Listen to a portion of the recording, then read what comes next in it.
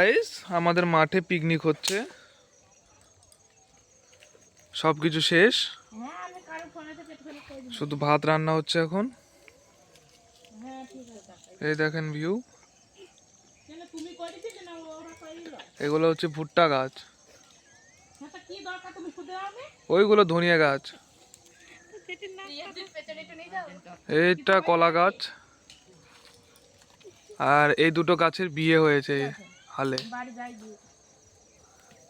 একটা হচ্ছে বট গাছ, একটা হচ্ছে পাকুর গাছ।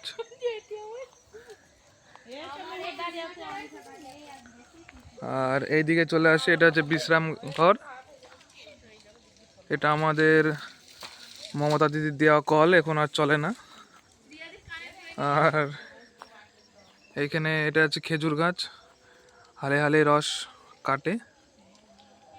আর এই খেজুর গাছের পেছনেই দেখা গেল এই सब वो लड़की की वजह से हो रहा है, सब वो लड़की की वजह से।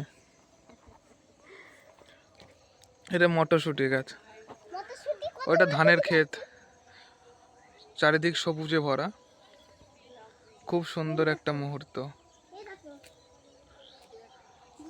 প্রকৃতির ভালোবাসা।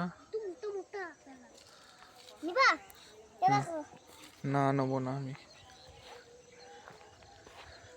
চলো এখানে ব্লগ বন্ধ করলাম।